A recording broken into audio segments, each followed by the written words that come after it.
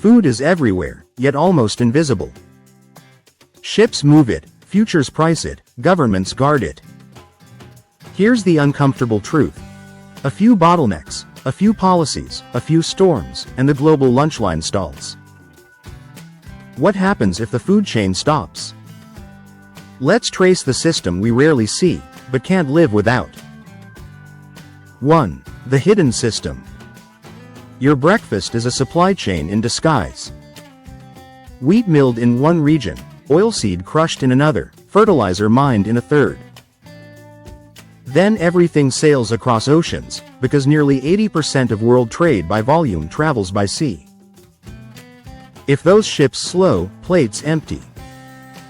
Grain flows follow patterns like flight corridors. The Black Sea sends wheat. Brazil ships soy. The US and EU juggle corn and dairy. The Middle East desalinates and imports. Asia buys, processes, and re-exports.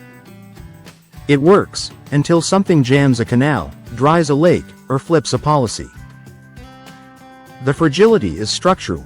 A few mega ports, a handful of canals, concentrated exporters, concentrated inputs.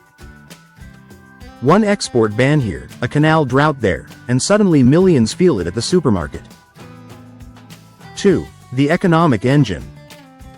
Food doesn't just move on ships, it moves on credit. Futures hedge farmers and millers. Letters of credit keep cargo moving. Insurance covers storms and pirates. Subsidies and tariffs quietly nudge the routing. Zoom out to the dashboard. Global trade in 2024 reached $32.2 trillion, goods up about 2%, services up about 10%. Food is a big slice of that story. Consumers feel it in the import bill. FAO estimates the global food import bill hit $2.1 trillion in 2023 to 2024, driven by higher costs for coffee, cocoa, fruits, and vegetables. For poorer countries, volumes fell even as bills rose, a cruel equation. And prices? By October 2025, FAO's food price index stood at 126.4, below the 2022 peak, but still one shock away from another surge. 3. Shock scenarios. Case 1. The canal that chokes. In 2021, the Suez Canal was blocked for 6 days. Billions in trade delayed, hundreds of ships stranded. One event, global ripple. Case 2. The canal that dries. Panama's drought in 2023 to 24 forced transit limits. Fewer ships, longer queues, rerouting, higher costs.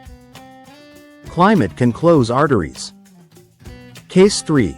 The war that slows bread. The Black Sea Grain Initiative ended in July 2023. Insurance costs jumped, routes shifted, and importers scrambled. That's not just geopolitics, it's calories moving slower. Case 4. The rule that ricochets.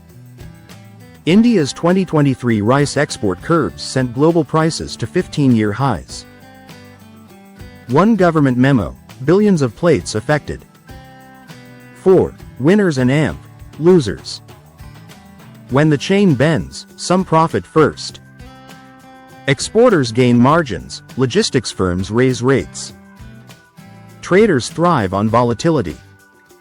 But for net importers, from North Africa to island states, the pain is immediate. Food inflation bites hardest where food is half the household budget.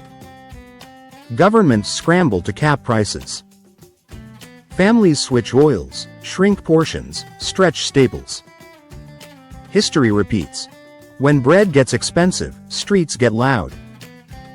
Food inflation isn't just an index, it's politics made edible. 5. The long-term risks. The global food chain is too efficient for its own good. Just in time works, until you wish you'd planned, just in case. Monocultures boost yields but amplify disease and drought risk. Fertilizer dependence fuels production, but concentrates power in a few hands. In 2024, fertilizer trade rebounded to about 170 million tons, but shocks since 2022 proved how fragile nitrogen, phosphate, and potash supply really are. Take phosphate. Morocco's OCP controls roughly 19% of phosphate rock, 35% of phosphoric acid, and 26% of phosphate fertilizer exports. That's not just geology, it's leverage. Add geopolitics, sanctions, export bans, insurance costs, and you get a supply web one incident away from delay. UNCTAD notes shipping routes are getting longer and more volatile. Efficiency now carries a price tag. 6. The future of food security.